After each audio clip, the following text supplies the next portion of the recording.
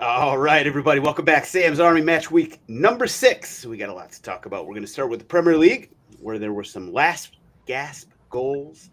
We are going to do the first ever legit-o-meter featuring Crystal Palace, Sunderland, and Bournemouth, and then Villa's perhaps season-saving injury. That wasn't even a Villa player. Halftime will be a FIFA-related hot topic. Around the world, we got a Champions League prepper and MLS moment. Not minute, just moment. And then stoppage time with Ivan Toney's best bets and everyone's favorite segment, GOAWs. Now, time to welcome in this week's Tweedle heavy panel of beauties. First up, we got Mitchell Goulet, a.k.a. Overtime Mitch, who was not here last week when we discussed how we each got our first red card. So now it's your turn, Mr. Goulet. Give us the quick and dirty story on your first straight red card. How you got it? Never had one. Never gotten a second yellow either. I should have at one point, though, and I can tell that story very briefly. You know how during a penalty kick, early days, your coach tells you to get to the corners of the penalty arc in the 18-yard box to get in the box first. I had a smaller player on my team who was at the corner, and a very large player on the other team came in and simply just moved him out.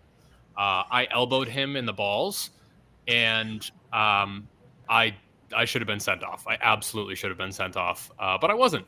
Referee didn't see it because the two referees were talking at the penalty spot. But that should have been a straight red. No VAR Nope. coming in handy here. Right in the ball. So was that intentional? No, it really wasn't. We were both like hands down, like hands on our knees, and then I just kind of like threw a bow, and it ended up hitting him where the sun don't shine. That happens.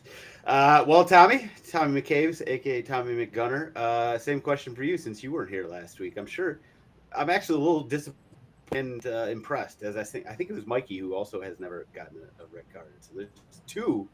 Oh, you did have one? I had one. Yeah, I told you about it. Okay, so Mitch is the only one without a straight red card. Tommy, what do you got for us? I know you got some reds. I only have one in my career.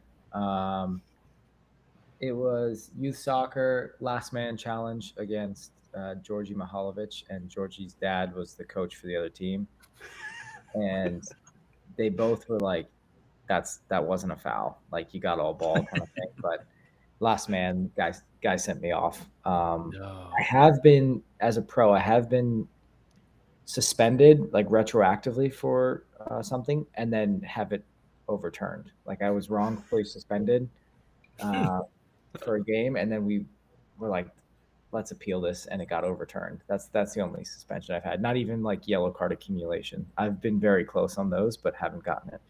I've had sorry to jump in. I've had a question about appealing. Do you have to like show up like it's traffic court in like a suit and like plead your case? No. So for USL, the club appeals for you, and the process is like they have a standard document that they you can provide all the evidence you want, whether it's video clips or testimony, whatever. It's typically video clips, like that does the best job, and then you explain what happened. The issue becomes when you're suspended, it has to be the board has to be unanimous for it to be overturned. And that was the thing that was like kind of scary. It was like 3 people, 1 ex-player, 1 ex-referee, I think, and then 1 ex-club official or something like that, all kind of trying to make up the different parts of the game. And if one person's like, no, I think you should be suspended, or I'm unsure, then the suspension's upheld and sometimes doubled. So, the one that I got suspended for, like, it was just like wrong ID. Like I wasn't even involved in the situation. They just gave it to me. It was after the final whistle. And then thankfully everyone was like, yeah, that's not you. You're good. Goody two shoes over here. Jeez, Nobody. I guess Tyler was probably the one who had the most reds, or at least yellow card reds. Mikey, we already heard your story, but as the Open Mikey crew knows all too well at this point, you are knee deep in the weddings galore portion of your life, where nuptials are coming fast and furious. So that means you got a lot of trips on the books during this expensive and entertaining portion of your life. So where are the coolest and crappiest locations of, say, bachelor parties and weddings right now? And this is not a reflection of the people who you're going to, see and everything. This is just the city itself. I'm excited for one of them. There's a Costa Rica trip in December, warm at least. My favorite bachelor parties are the lake house ones where nobody goes anywhere and you do nothing and there's no women involved. Those ones are great. And then the worst one was the one I just went on. I'm not a big fan of Louisville, Kentucky. Sorry. Okay, all right. Shots fired. You must not have gone to a It's horse fine. racing It's fine. event. Okay, Did fine. you do the bourbon trail? Was that the bachelor party? I did. I had bourbon. Yeah, quite a bit of it. That seems pretty common. Yeah. All right, we'll leave it there. We don't know what else you did. We won't get into that now. We will move on to the Premier League. But first, by the way, that open Mikey, which Mikey Not the name. is vehement, is not the name, is just one of the many features of the Sam's Army Patreon that you are missing out on if you are not in the Sam's Army Patreon. So get in it right now. That includes the open Mikey, not the name, Thursday afternoons, where Mikey basically hosts an open mic, and we all just sort of chit chat and have a brew or two. Then you get the Discord community, which is probably the best part about Sam's Army Patreon, and then you get the bonus episodes, Tommy's tactical blogs, etc., etc. So get in the Sam's Army Patreon right now. All right, Premier League time. Whew, there's some interesting games this weekend. We came into this week sort of suggesting, this slate of games not as sort of interesting looking as some of the other ones. But I will say the games themselves more than made up for it. So some of the results that will be among the more interesting ones: Crystal Palace beating Liverpool on a last goal by Hit-It-N-Quit-It. Newcastle losing to Arsenal on a last-second goal. Brentford beating United. Villa exploding over 3 goals against Fulham, winning 3-1. Spurs 1-1 Wolves. Forest losing to Sunderland 0-1, and Chelsea losing to Brighton 3-1. So those are just some of the results. Mikey, why don't you go first? Which result stood out to you as most notable, and why? I usually do that thing where I say like 3 games right now, so I'll just stick to one and I'll make it the most interesting. I think Crystal Palace are really, not going to spoil your segment here, but I think they're legit. I think they are fantastic. They have depth, they have character, they have organization, they have an identity. Honestly, the result was almost the most unjust of the weekend at that point when it was tied. It's going to be a tough place for anybody to go and play. I'm not considering this a poor loss for Liverpool. I think they were in a lot of tight matches the last month or so. One had to go the other way.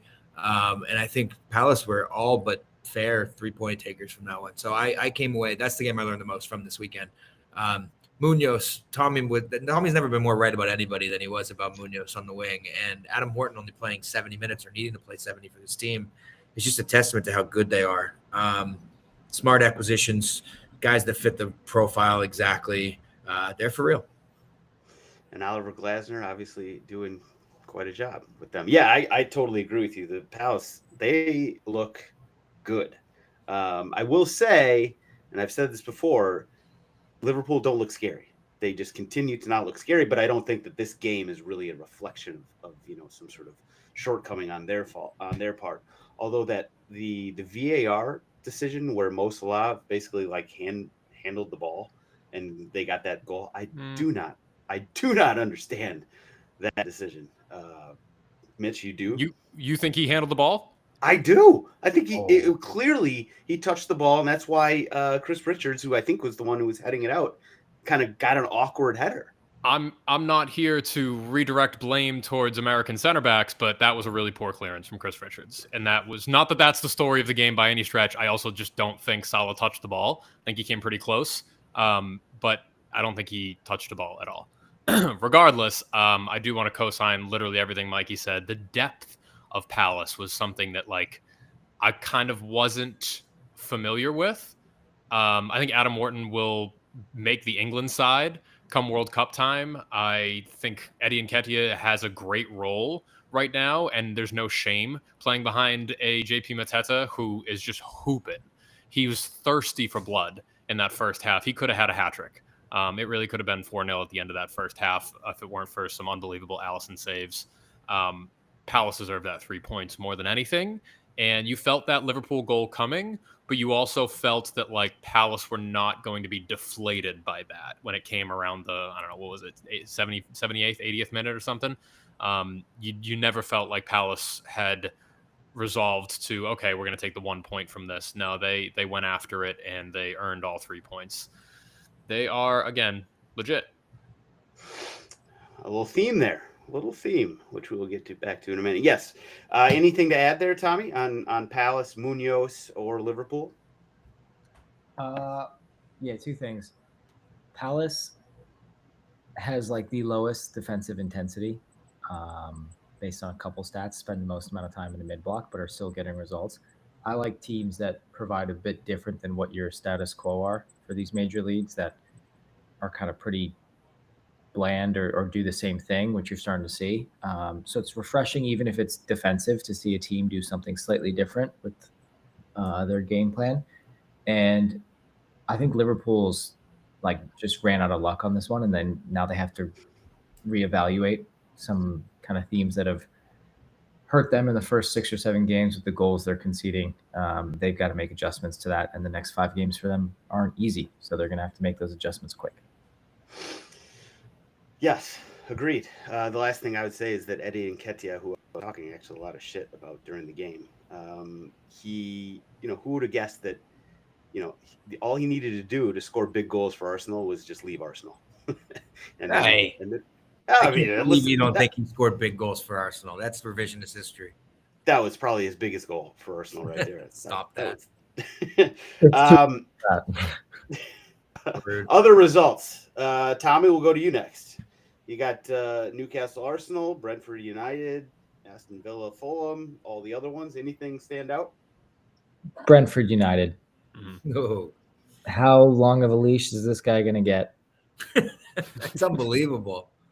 It's getting bad now. And you start to hear things like come out in the media, whether they're true or not. They're just grasping for excuses, reasons that, hey, we can't fire him right now because we'll save ourselves $8 million. And if it goes till November, all that crap. If you're a big club, you've got to act like it, and it's time to cut it loose. They got another international break coming. So I think who they should really go after, speaking of international breaks, is Southgate. I think this has you start to see clips of Rangnick come up again about what he said and how brutally honest he was about the reset United need. I think 85% of their reset has nothing to do with the product on the field. And they need a culture changer in there, and he was able to do that with England, and United's kind of in the same fragile state. I think he's great. Same with the English manager. You kind of expect a British, I know Sir Alex was Scottish, but British manager to be in charge of United. And I think they need it now. He's certainly a guy that comes with a resume, and he's been through the fire. Right. If you're the England manager, you've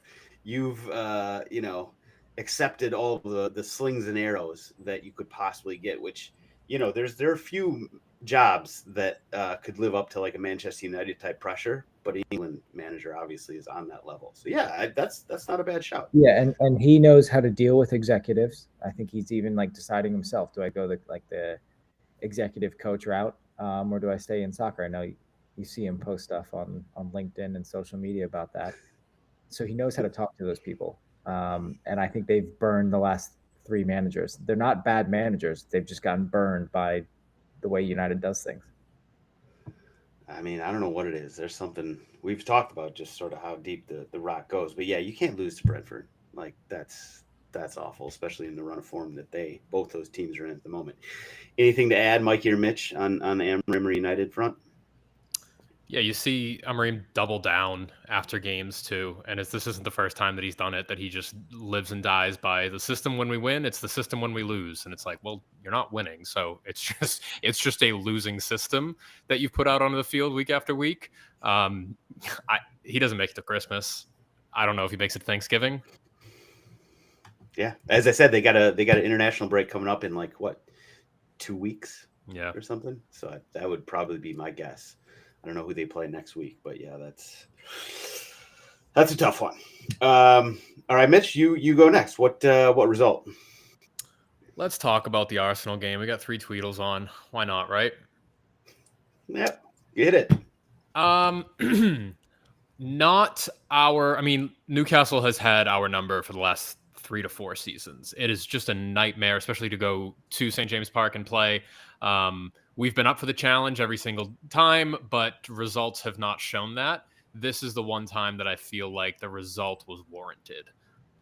Newcastle try to slow the game down as much as physically possible whenever they have a lead, or even if they don't, even if they're playing for a point. But we power to everybody on the field. Like, the attitude was resilient. We never felt like we were out of that game. There was some deflating moments, but overall, everybody felt like they were going for it. Arteta's subs were excellent. I think Odegaard coming on maybe a little late, but even still, he had like an 8-minute cameo, and he was fantastic. That one like through ball on the floor that he played to Lewis Skelly, I like gasped out loud.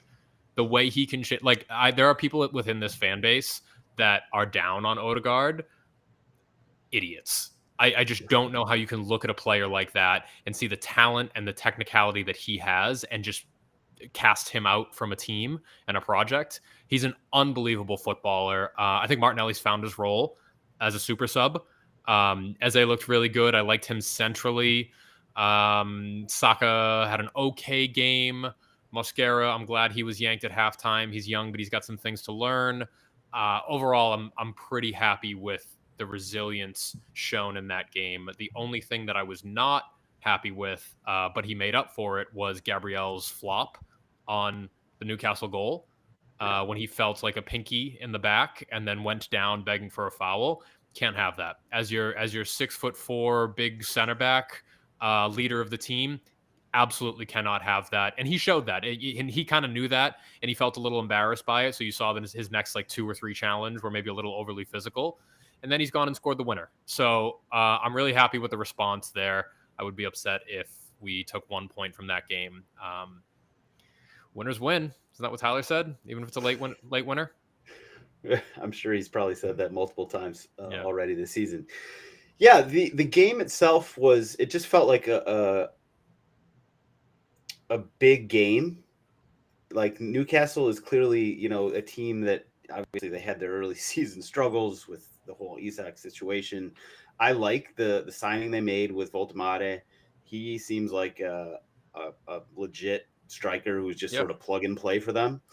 He scored a great goal. I loved when Gabriel got in his face, or he got in Gabriel's face. I don't know, however it went down, Gabriel hit him in the face, essentially. And Voltemade is like, that's fucked up. You can't do that. And then like Gabriel tried to shake his hand. He's like, no, fuck you. I'm not doing. I love that from the Newcastle perspective. Obviously, Gabriel, when he just flopped, that was just desperation to me. He knew he was beat. Yeah, he was out of position. He knew he was beat, but you can't have that. It just felt like a big game. I thought the ref had a lot of tough calls. I thought he did a pretty good job. I actually think that Arsenal probably deserved a penalty, the one that was canceled by VAR. I think I would have just stuck with that as a penalty. It was a tough call. That one can go either way. Yeah, I didn't feel like there was enough evidence to overturn it. And throughout the league, you usually see those plays where a striker's in on goal and they just have to take a touch around the keeper's coming out and they clip them. You usually see those given as like unapologetic penalties, that if the keeper doesn't very clearly get all ball, it's usually call goes to the striker. I was disappointed with that being overturned, but by contrast, I also felt like Gabriel's handing of the ball could have been called another penalty in another universe. I do think it deflected off of his foot and then onto his hand, where he didn't really have any time to react or remove his hand. But I can see that being called a pen. So as far as I'm concerned, we're net zero when it comes to penalties in that game. But you're right. Referee did have a couple good or tough calls to make. And I also failed to mention Declan Rice in my rant there. What a fucking monster. What an absolute ball player. dude puts in a shift every single week. He plays both sides of the ball. You saw his late track back when, who was it? Maybe Alanga was in on goal. Like, the dude is just an absolute ball player. I still think we got him for a bargain. I'm so happy he's on my football team. Everybody loves him except Paul Scholes. The one thing I was going to say, so Newcastle, I said it felt like a big game. If you look at it in the table, it shouldn't be, right? Newcastle's 15th place at the moment. Mhm. They are going to, if you're going to buy stock in a team, like Newcastle is going to shoot up the table quickly. Well, it's going to take some time. Replacing somebody like Isak, who makes you a very expansive, direct counter-attacking team. Voltemata doesn't have that kind of dynamicism. Mhm. He's a big, strong player, and I have no doubt he's going to score goals for them, but it's going to take them a little bit of time to learn how to play around him. Yeah, I just think that they're a good enough team, even sort of with that situation, obviously up in the air a little bit. You know, I just think that they're gonna win some games and they're gonna be moving up the table quickly. So so while it's second versus 15th in the table, it doesn't really feel like that. That having said that, and as hard as Newcastle is, they make themselves to play against. I did feel like they deserved to lose for one reason and one reason only, and that is if you are playing Arsenal and you give up a last gasp corner kick and you allow one of their players to just essentially screen your goalkeeper without trying to get him out of the way at all, what are you doing? Like, this is Arsenal's game. We've seen it forever. Set piece FC, we love to give you guys shit for it. We had a whole conversation about it on the Discord about whether it's fair to talk shit about a team like for that. Either way, you know what they're going to do, and you guys are very good at it. And to just allow a player to screen your goalkeeper on that corner kick, you deserve to lose. Plain and simple. You can't do that. You cannot do that. That's all I got to say about that game. You can't do that.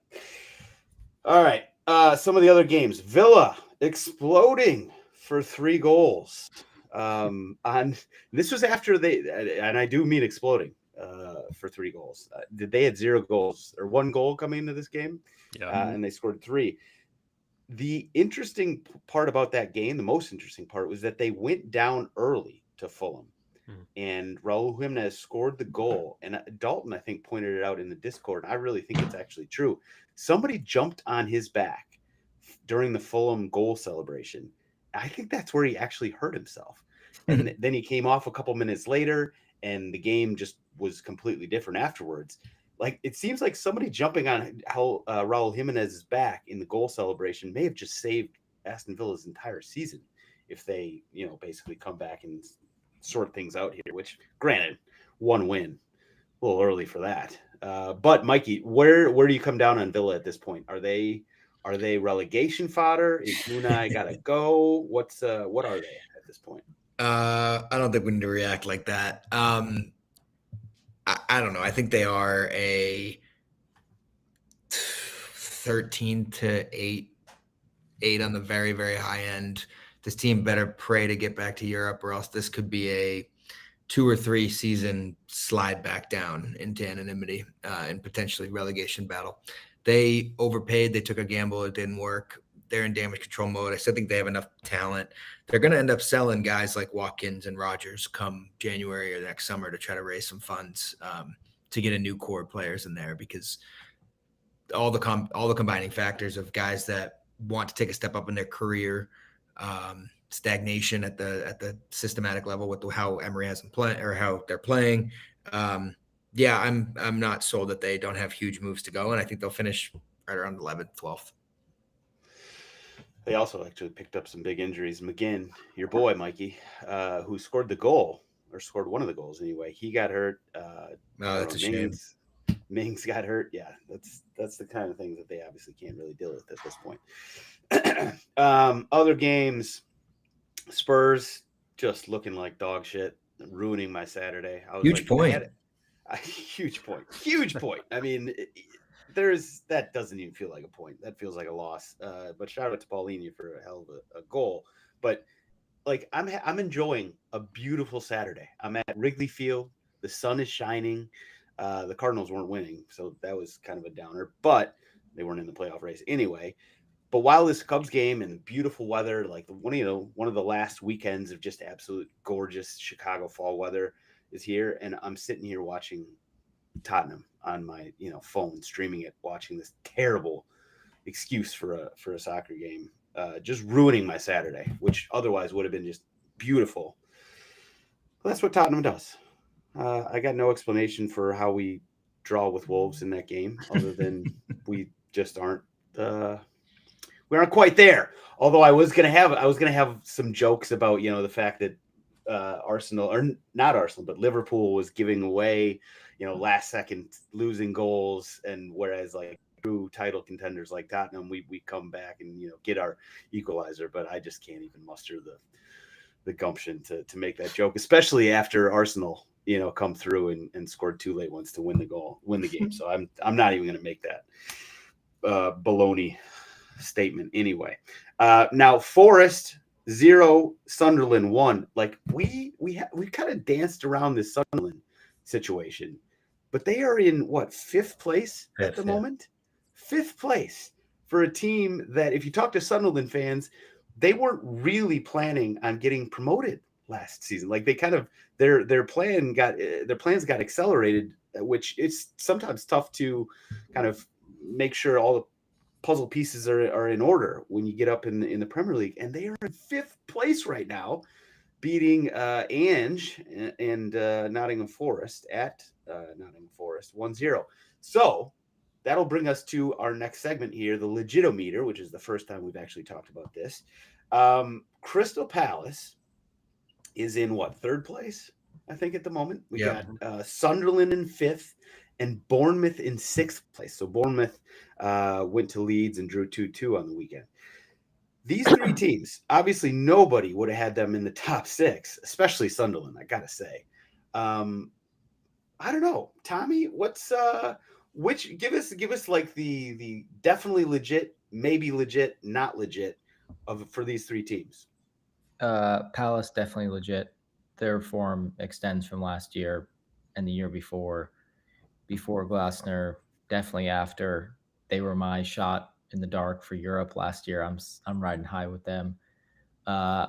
Bournemouth, somewhat legit, but closer to definitely legit. Same thing as last year.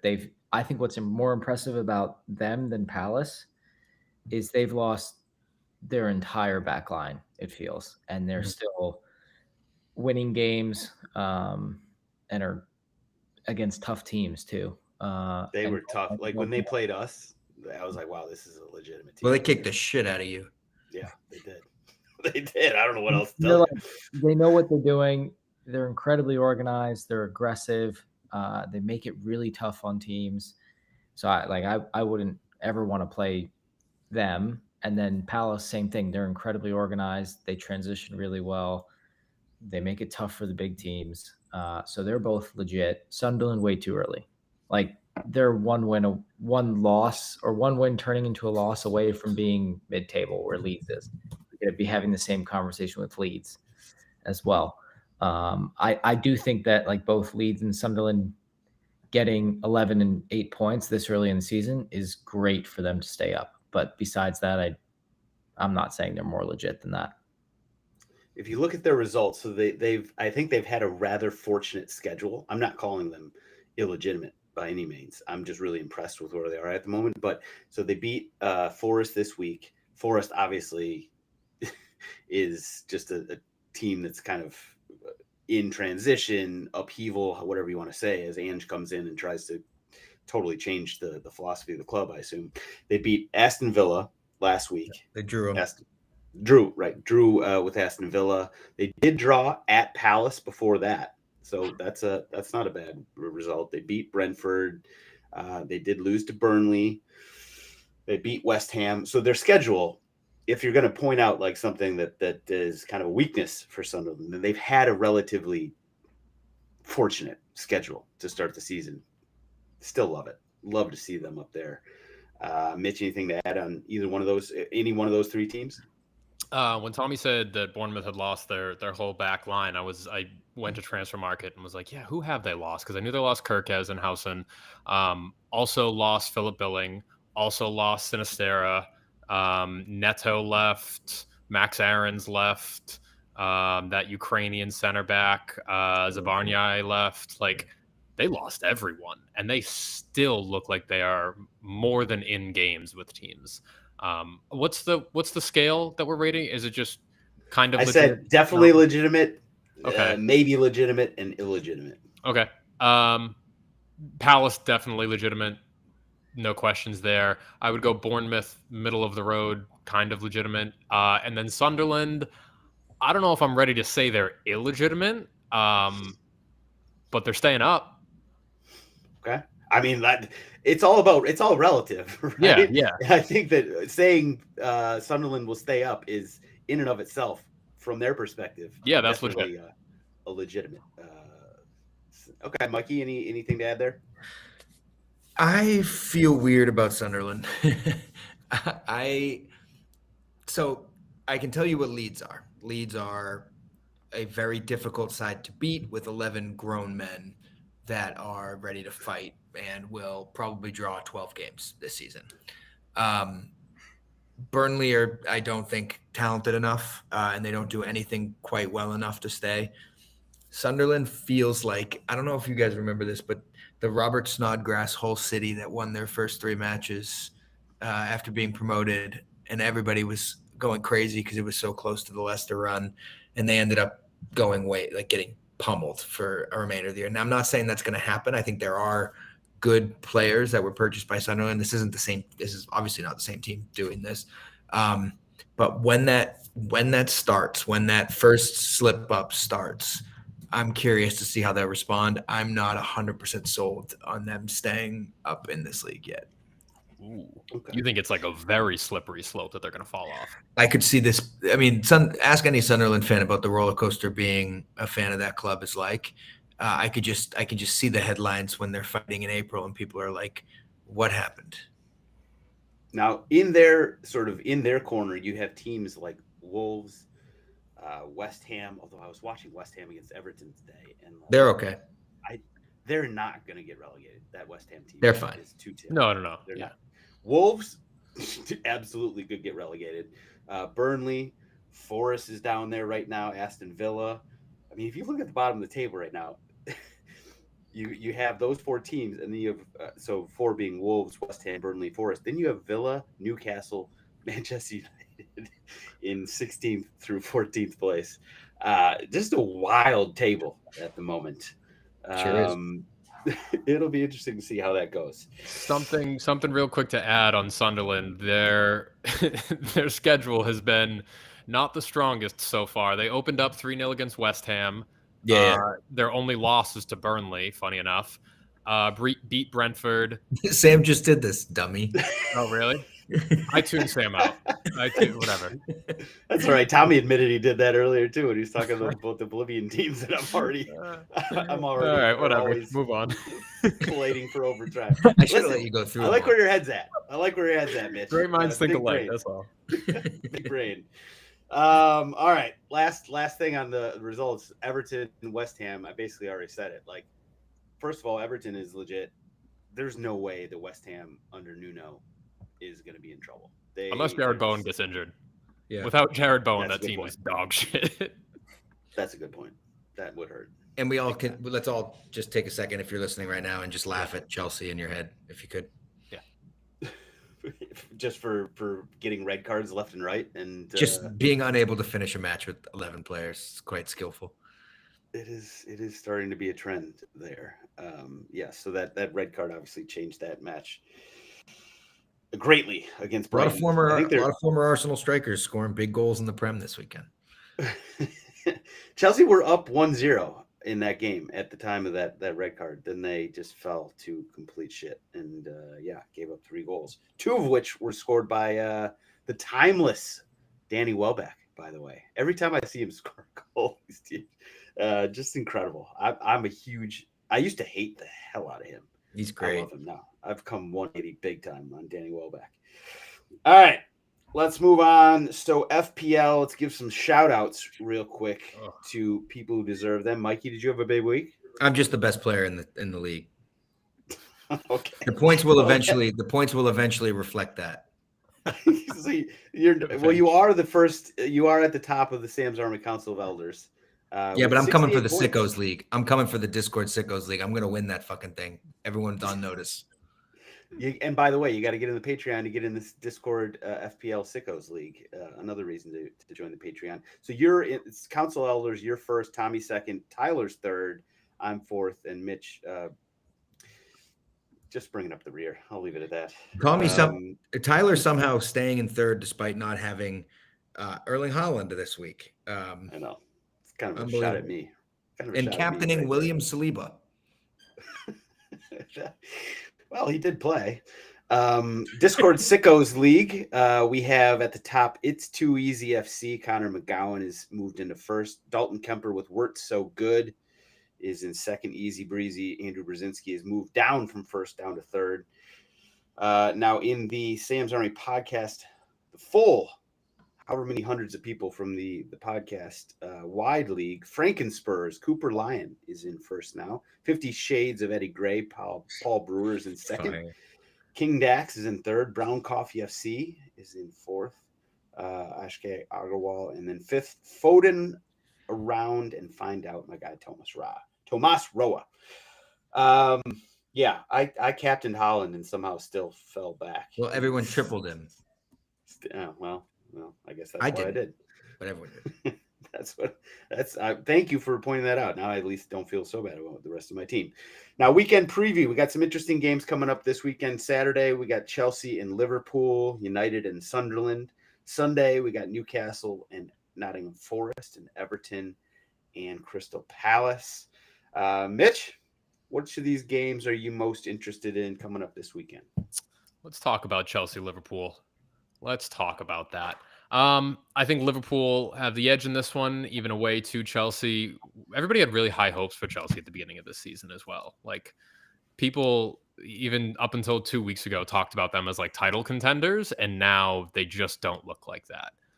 Cole Palmer will be back, I'm assuming, for this game. No, he's going to miss this one. So is João Pedro, it looks like. Oh, okay. All right. Well, those are two huge losses. Chelsea's ceiling for this season is going to be fourth. Like their absolute max is going to be fourth, despite all the crazy depth that they've had and the money that they've spent. Liverpool have to answer after this weekend. Would love it if they drop points again. Maybe a nice 2-2 draw if we're taking requests. But I'm excited for this one. Okay. So if you have Chelsea as their ceiling being fourth, that means the third place slot is kind of up for grabs. I mean, Manchester City, obviously, people might think, they're around. Is that who you'd have slotting in for third? Yeah, I guess. I just love your logic. I was wondering if you were going on record and saying like Crystal Palace is my No, I was not going on record saying Palace are going to finish third in the season. It's a crazy bridge for you to cross there, but you were very definitive. Chelsea's top, is fourth. That's the highest they could go. So that must mean I'm going on record saying Palace is going to finish third. Well, I thought you had a plan. I thought you had a master plan there. So you were sort of never. Literally. Can I tell you what's going to happen this Saturday, Sam? Yeah, hit us with it. Liverpool is going to score 5 goals and win this match 5-1. Oh. I think this. I called it last time when I saw that United City lineup, and I was like, this is going to go one way. Chelsea's going to come out with Enzo at the 10 and no recognized striker, probably Mark or Tyreek George or somebody like that. And they're going to sit and they're going to give up one early, and it's just going to get worse and worse and worse. I think they could get smoked. That'd be interesting. That would change sort of the perspective that I have right now, which is that nobody in the league is scary. That includes Arsenal. That includes Liverpool. Nobody's scary in a way that certain clubs have been in previous seasons. I'm just not scared of any of these teams. Fucking wild statement. Just not. Liverpool and Arsenal, as good as they are, and the way that they've played so far this season, they're not scary. I didn't say Tottenham are scary. No, okay. They scare me. They just spent like 300 million on their attack. Liverpool's attack is scary. Arsenal is the deepest squad in the world right now. They are scary as well. For sure. Sam, last time you played Liverpool, they scored 6 goals on you. When was that? Was that this season? It was last December. I know. I'm talking about this season. Oh, Arsenal, you guys pussyfooted around for basically 90% of every game. Then you got Liverpool, who can't get their act together. Yeah, they spent $1 billion on their attack, and they've got incredible players. It looks scary. Like, I'm not talking about like where teams are going to be in April or even February. I'm talking about where teams are right now in September 2025. None of these teams, and I'm talking specifically about Liverpool and Arsenal, if you want to throw in City, sure, but we all know they're not scary. None of these teams are scary in a way that certain teams have been in previous years. I'm making my best bet about Tottenham's next 2 games against these 2 clubs. See, listen, you're these ad hominem attacks. They don't help. They don't help your you guys think. Defense. Okay, I don't. If that's your take, I'll respect it. They've also played each other. Arsenal's played City. Arsenal's played away at Newcastle. Liverpool's played away at Newcastle. Played Bournemouth, Palace. Arsenal, like their schedules haven't been easy at all. Yeah. For them to like come away with 15 and 13 points, I think with a lot of new additions, they're scary. Both of them. It's see, super that's where safe. You had me right until the end there. They're good. You guys are very good teams, but it's super safe to say that as like a third party fan. You need to put yourself in a Spurs fan's shoes. If you have Arsenal coming up on the week, are you scared? Not like they're going to embarrass. Let's reverse this. Is this a byproduct of you actually having a good team now? Because I missed that. I think any team significantly would better scare us. Any team would scare me last season when we could, we were prone to giving up 8 goals to anybody. So yeah, maybe there's a little bit of that going on here, and I wouldn't be scared of Arsenal or Liverpool, both teams who, Liverpool especially, who have trashed us in the past, in the recent past. The fact that Tottenham just have a stronger spine, and nobody's gonna like just absolutely decimate us. I think maybe that plays into this a little bit, but this was actually mostly meant about Liverpool and Arsenal, and you guys might get it together. And I mostly mean that about Liverpool. They might get their shit together, and they might be scary at some point. They're just not. That's why I say if Liverpool went and hung 5 or 6 on Chelsea this weekend, even Chelsea without João Pedro and the chinless wonder, what's his name? Cole Palmer. I just can't take that take seriously when you're saying if the first and second place teams in the league might get their shit together. I get that your bar for scary is probably like dominant, never conceding, scoring 3 goals a game. Like I get that is probably what your definition of scary is, but yeah, that you could hang an ugly number on a team and and have the offensive firepower to actually come out and blow somebody out. Neither one of these teams right now, Liverpool might eventually. I mean, they have the players that you'd be like, okay, yeah, I mean, they could hang a number on somebody. Liverpool, they haven't got their shit together yet. And Arsenal aren't the type of team, at least so far. And yes, you make a good point. Arsenal has had a tough schedule, and you haven't had a team that like you could hang 27 goals on. We hung 5. But I haven't seen it. We beat Leeds 5-0. We're averaging 2 goals a game and averaging giving up 0.5 a game. Had 20 shots at St. James's Your Park. Defense, I'm not taking any shots at your defense. Your defense is we scored legitimate. the second most goals in the league. Not scared. If you average 2 goals a game, what do we care if Sam's scared or not? Yeah.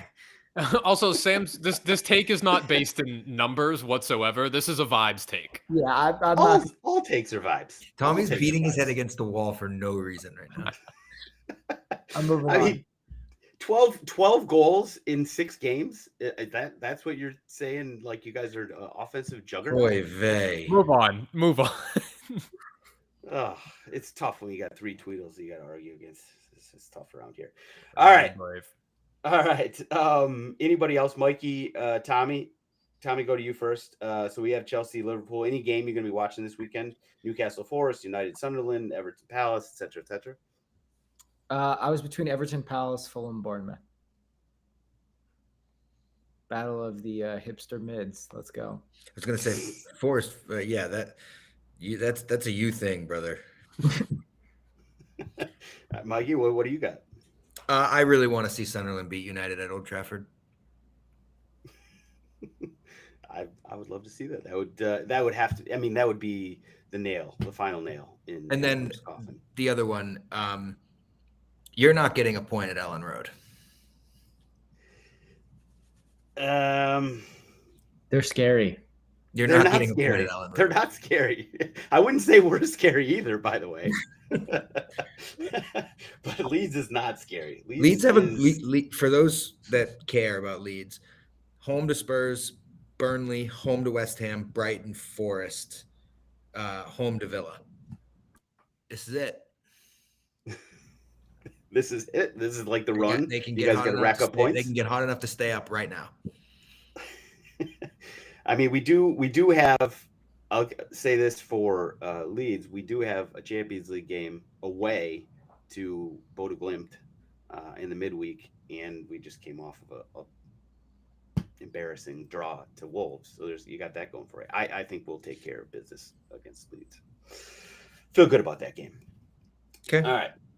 We'll leave it there and we'll discuss how bad that take is next week. All right, halftime. Now, before we get to the hot topic, we did a little promotion from our good friends over at Kick It, where Tommy McCabe is going to walk us through why everybody needs to go check out Kick It for the one-stop shop for all their soccer tennis needs. Hit us with it, Tommy. Yeah, in order to be scary at soccer tennis, you need to practice. And what better way to practice than get a Kick It net? Practice your headers so you can be really dominant like Arsenal. Practice your kicking so you can score a lot of goals like Liverpool, and then still not impress Sam either way. But at least in the process of doing this, you can get a discount, which is Sam25, and you can get your own Kick It net. Well done, Tommy. By the way, our comments are infiltrated by Liverpool fans, and we got nothing but Tweedles on the podcast. So I'm catching it from all angles at the moment. Yeah, it's not going well for your boy. All right, let's go to the hot topic. So normally we do have like a hypothetical or maybe a pop quiz, but I'm keeping things fresh, hitting you guys with a little slight twist here. And we're going to slip in a quick convo about a hot button news topic. So in this case, FIFA president Gianni Infantino is up to his old tricks again and has begun teasing a 64-team World Cup that he suggests he will perhaps implement in 2030. So that is the one right after 2026 when we are expanding to 48. So it's interesting that he's teasing this 64-team tournament, which he allegedly is suggesting it's just a one-time thing, kind of like the 100th anniversary of World Cups, blah, blah, blah. It's interesting you're pushing the 64-team tournament when we haven't even seen what a 48-team tournament is going to be like. So there's that. Tommy, we'll go to you as the big brain thinker here. Just what's your initial reaction to Infantino teasing the 64-team tournament when we haven't even seen what a 48-team tournament is going to be like? Do you hate it? Do you love it? Are you just sort of open-minded about it at this point? 3 things. The only World Cup I care about right now is the U20 World Cup. U.S. plays in 30 minutes. Everyone should watch that. 2, on the back of the Ryder Cup, we should postpone any conversation about fandom or entertainment of a global tournament in the United States. And we should be booed if we do. Now, is that because the poor fan, whatever the way they behaved, or simply put, like I don't want to get into an argument on this. I think that tournament and Americans in general are missing the true essence of sport.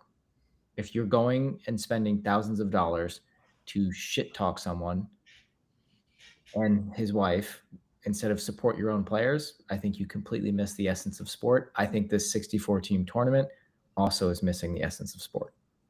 Okay. All right. Well put. Mitch, anything to add? The essence of sport sounds like a bad cologne you'd get at TJ Maxx.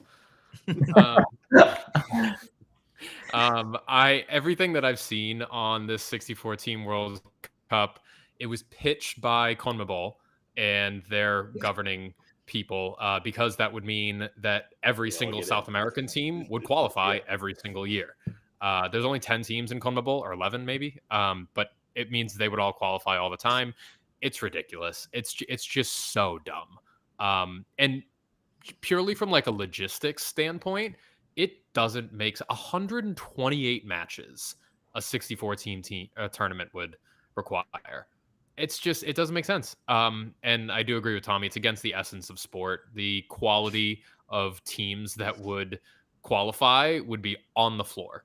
I mean, even in a 32-team World Cup, you see teams in the group stages getting blown out. And I think that's fine. Like, you don't see it super often, but there's room for, like, one small island nation to get their qualification and then get their doors blown off 3 games in a row. That's fine. That's part of the World Cup. We don't need 8 or 9 of those teams every single tournament. I think the 48-team World Cup is still going to be quite a lot of footy, but it's going to be palatable. 64 teams, that's 30% of the field. That would mean 30% of FIFA participating nations would qualify for the World Cup, which just doesn't sound like an elite or prestigious tournament whatsoever. I'm so off board, it's crazy. And the fact that they're even discussing it before we've executed on the 48-team World Cup is just, it doesn't make any sense. It just exposes the real rationale behind it, which is money. I mean, that's all it really comes down to. No, FIFA? Right. And certain federations that just want as many of their teams in there as possible. So it's like, who's pushing back on this? It would be fans, and we don't really typically have a very good seat at the table for that discussion. Mikey, you want to? Yeah, let's do it. Let's get rid of club soccer. I'm down. There's an international break coming up after next weekend. I say we just keep that rolling. Let's just do it all international forever. You've always been a big country over club guy. Yeah, so I say let's go for it. Let's just don't stop at World Cup. Make a league table, and we should do it for 9 months of the year. Well, break it up by country. Eventually, you might get your. I think it was you that suggested they need to condense the qualifying into like a month of qualifying. That's my best idea ever, but we don't need to rehash it. I did like that idea. I don't like that it's catching, getting some pull there somewhere. All right, we'll move on. Round the world time. Champions League. So we are 1 game into the group stage at this point of the Champions League. At this point, it really feels kind of like old news to talk about the results from last week. Anybody have any knee-jerk reactions to the one thing I wanted to point out, and the reason I'm bringing this up is scoring seemed to be just in a good way out of control in that first match day, which, if that's kind of an intended or unintended consequence of this new format where you're not, going back and forth and playing home and homes, and you just know that you got to score a bunch and win as many games as you can, I'll say it. I'm a fan. It's just 1 match day. And, last season, I kind of felt like there was some good and some bad, and I wasn't sure where I came down on it. But, man, there were so many goals last week that I'm like almost sold on it just on that. So hopefully we keep that going this week. But looking at the games ahead, we only have games on Tuesday and Wednesday this week. I guess maybe that Tuesday, Wednesday, Thursday thing was just a one-off thing because Europa and Europa Conference League weren't playing. I assume that's why that was scheduled the way it was. But we're back to Tuesday and Wednesday this week. Mitch, what game would you say is must watch from the slate coming up?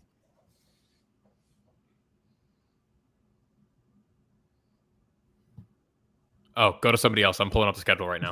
Barca PSG is obviously the one. Thank you. The highest profile for sure. But I'll tell you what one I'm the most excited for. And I can burn my Goa. I mean, I can use a second Goa now because I'm using him now. But Julian Alvarez, I just want to see how long this can go on for. In the form of his life, looks like one of the most unbelievable players in the world right now. But I'll tell you what, not a lot of people are noticing is that Frankfurt have some of the best under 20, under 21 players in the world. And I know Mönchengladbach is in a bad spot this weekend, but they put 6 on them. That granted they gave up 4, but they had the 6 first, and then it was. I was gonna 4. say it was garbage time giving up goals. Yeah, but they're really fun, and they have some really, really good players that you're going to see move. I know they do a good job moving their strikers on, but they've got other players now that I think are really talented. So that's a really interesting match. I will be watching that. All right, good shout, Tommy. What game is must watch for you? I think Marseille Ajax will be a fun one. Should be goals in that one, I think. Good shout. I will point out it was the Leverkusen PSV for the same reason. I think there's going to be a lot of goals in that one. Mitch, you want to throw one in there? Yeah, let's go Galatasaray Liverpool.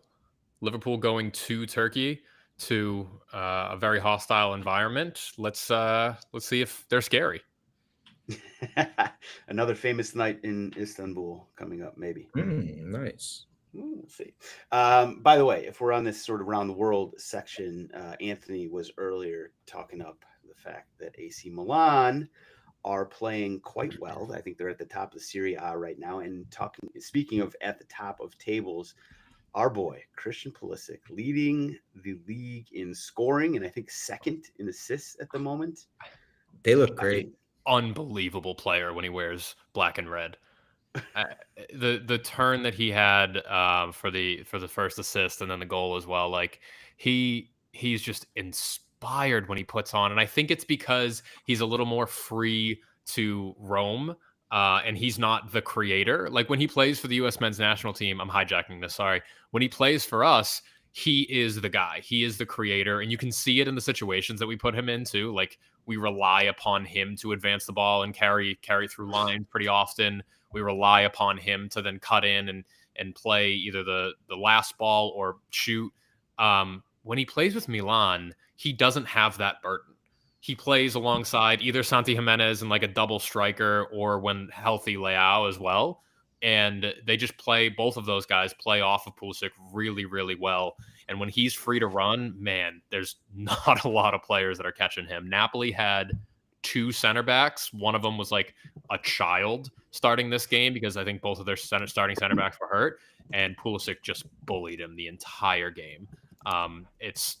He's one of the best players in Serie A right now. The stats certainly back that up at this point. And yeah, I mean, like, I won't point out the obvious and say that, the talent that he's surrounded with Milan is obviously a different level than you're going to get for a U.S. men's national team. But yeah, he looks incredible. Hopefully we keep that going. Now we don't have the MLS Hit-It-N-Quit-It Minute Man here with us, but I'll give you an MLS Hit-It-N-Quit-It moment. So a very even shorter than what Tyler can give you. I obviously can't live up to that, but I got to give a quick shout out to Chicago Fire, who got a massive win this weekend versus Columbus Crew. And they're now in position actually to play the Crew again in the one-off wild card game, which would be tough noogies for our guy, Tim Parker Red Bulls, which would break their streak of, I don't know, like 16 or 17 straight seasons of making the playoffs. Now in the West, we got a log jam for that last wild card slot.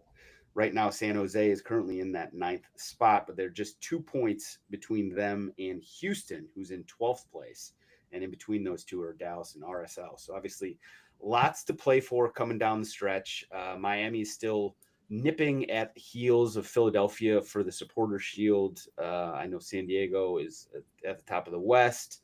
And I say Inter Miami because they're actually below Philly and some other teams, but they've got 2 games in hand. So they've got some midweek games to make up for their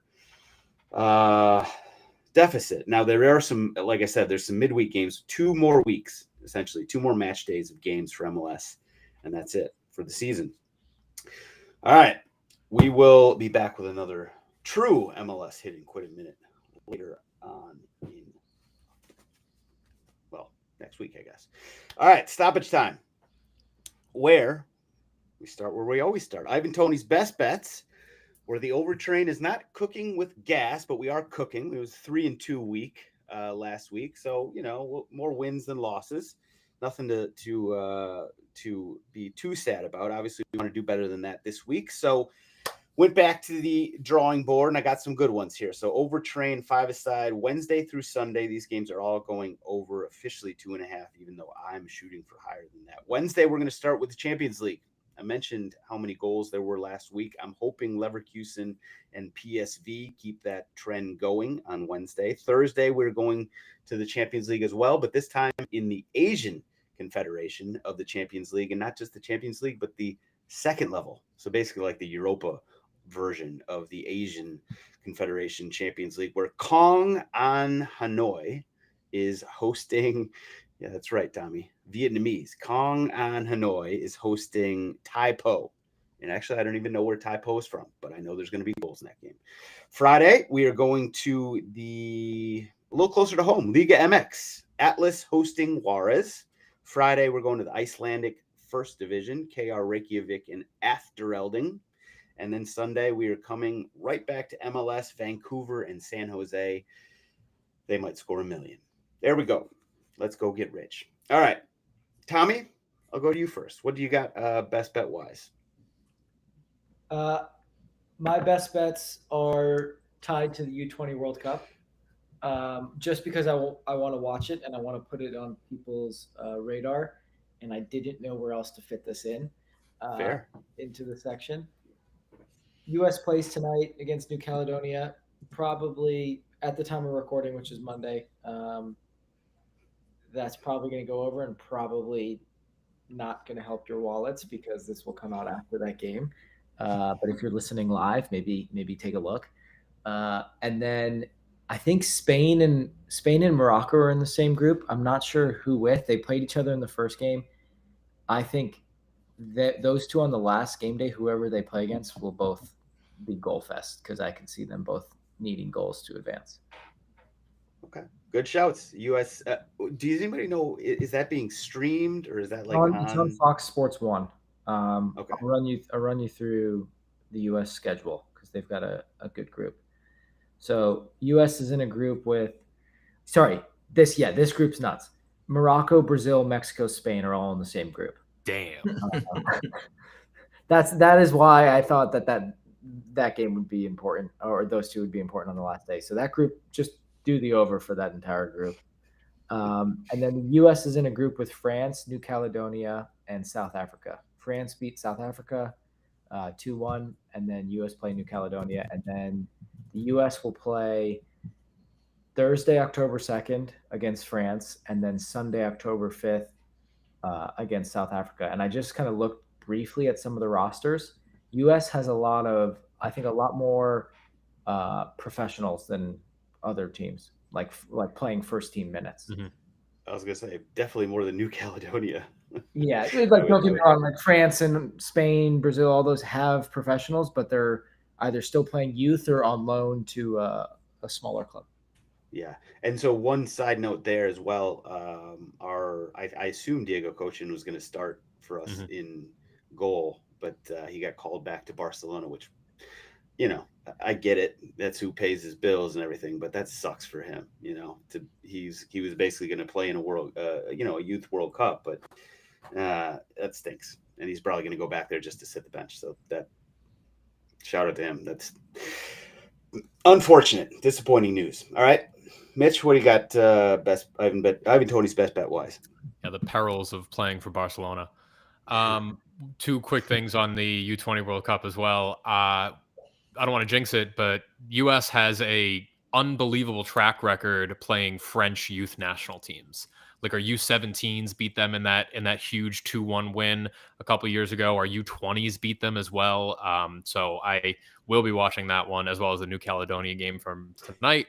And then Gilberto Moura from Mexico is the one guy that I've seen. He's 16 years old, but I genuinely think he could break into the national team for the World Cup next summer. Very good player. Like, wouldn't be surprised if he started in their midfield alongside like Obed Vargas and whatever the other guy's name is. But he's just unbelievable. And he's only 16. Anyway, we've got Champions League. I don't think I should say this, but I'm on what the kids call a hot streak. So I got 3 Champions League games for you all tomorrow, Tuesday. Both teams to score in Chelsea, Benfica, over 2.5, Madrid, Atletico Madrid, and Frankfurt, and Bayern -1.5 first half money line. They're playing against Paphos FC. David Luiz was taken off injured in their last Champions League game, and I do not think he'll be available for this one. Paphos is the team from Cyprus, which it's crazy that David Luiz is still playing Champions League football, but Bayern Munich are just going to wreak havoc on them. Put those all together, you're at plus 586. Okay. All right. 38-year-old David Luiz, by the way. He was just playing. I remember when he transferred to Paphos, but he was playing in Brazil for a couple of years there. So it's interesting he made his way back to Europe. All right, Mikey, Ivan Toney's best bet. What do you got? I had a Tuesday, Wednesday, Thursday last week that got us all the way to Thursday. And with 6 shots, the 2 that I needed on frame from Christoph Solis, 1 was on frame. One of them more heart rate. So I'm going to try 3 again. I'm going to go 3 different time slots. Tuesday, 12:45, Franco Mastantuono. If he starts for Madrid, 2 shots on target is only plus 165. He's a shot guy. They're going to have 35 shots in that game. So I love him there. 3 o'clock, we're going to ride Julian Alvarez at -105. If you can get that number, that's great. And then Wednesday, I like having like one that I feel really good about for Wednesday. So Holland's under -200. He's -170. Put those together, it's about 7-1. I'm going to be playing that for the next 2 days. All right.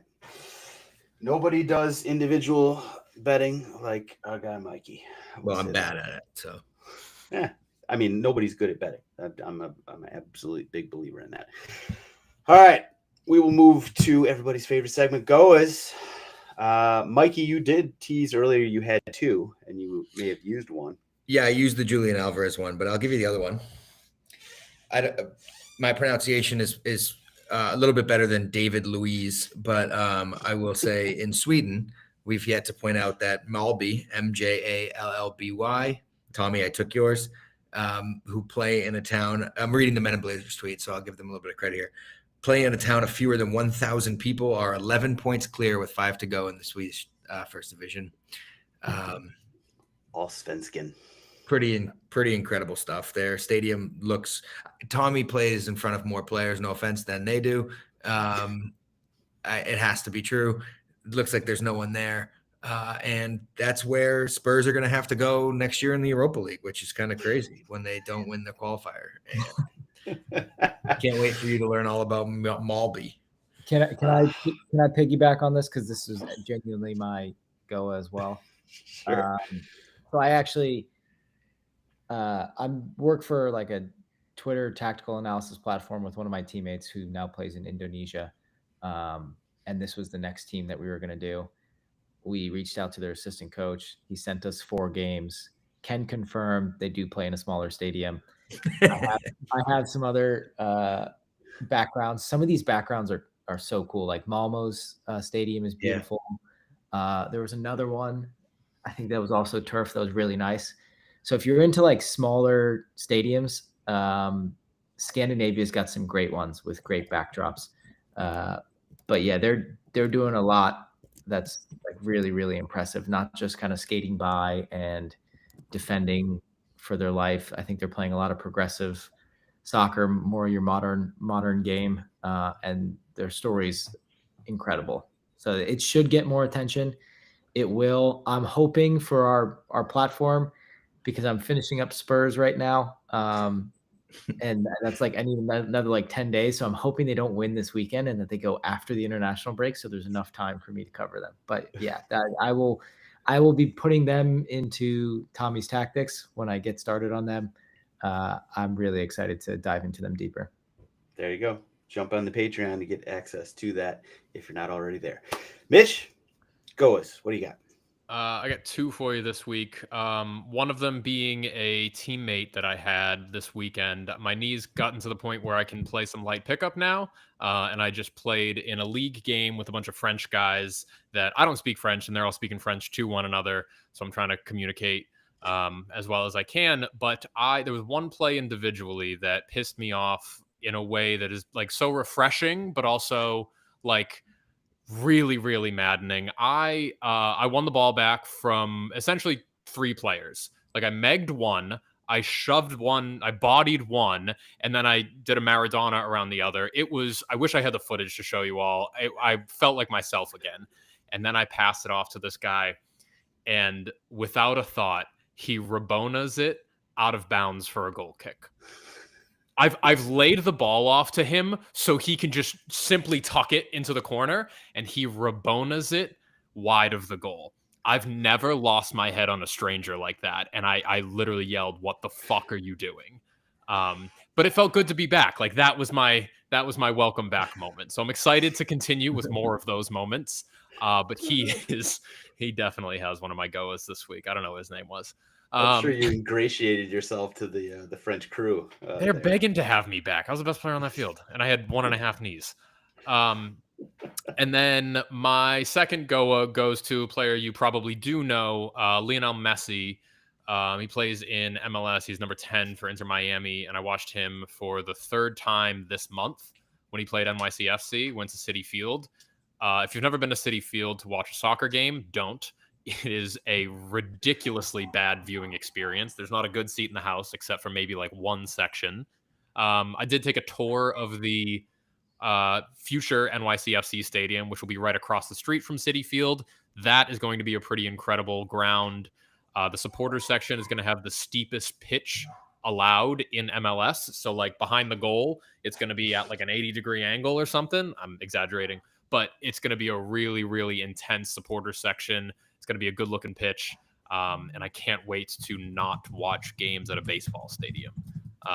It was an unbelievable experience to watch Messi put up 2 goals and an assist, but viewing it from seats behind home plate, I wasn't really moved.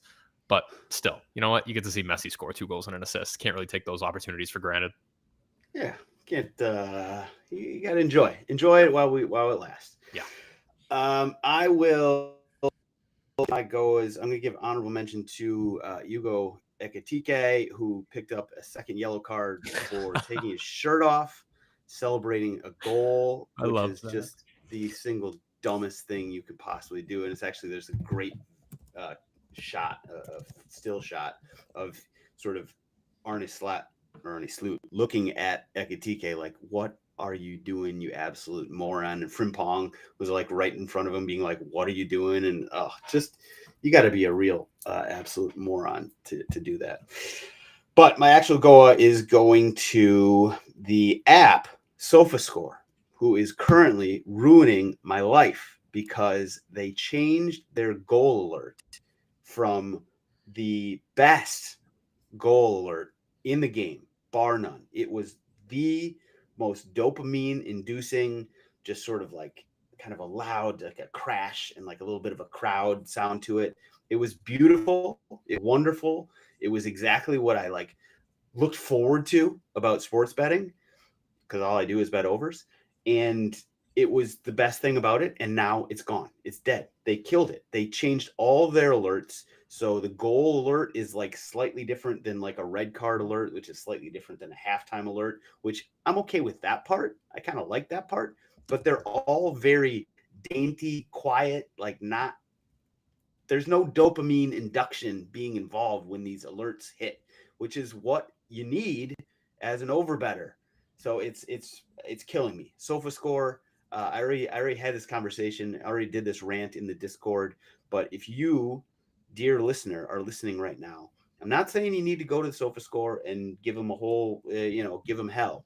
But if you want to just sort of leave them a comment in their feedback section and say how much they're ruining my life and your life by extension because of this alerts thing, that'd be fine. That'd be great. You should do that. It's terrible. SofaScore, I love your app. It's very good. I know we got there's a little bit of a discussion about FotMob and SofaScore and 365 and all these other ones. SofaScore had the best goal alert in the game, and they just made it disappear. They disappeared, and my life will never be the same. A-League betting in October when they come back is just not going to be the same. It's a sad day. So SofaScore, get your shit together, please. All right, Tommy, Mitch, Mikey, you guys are the best. Everybody in the Patreon Discord, we love you to pieces. If you're not in the Discord, get in the Discord by getting in the Patreon right now. We will see you guys bigger and better, maybe faster and stronger next week.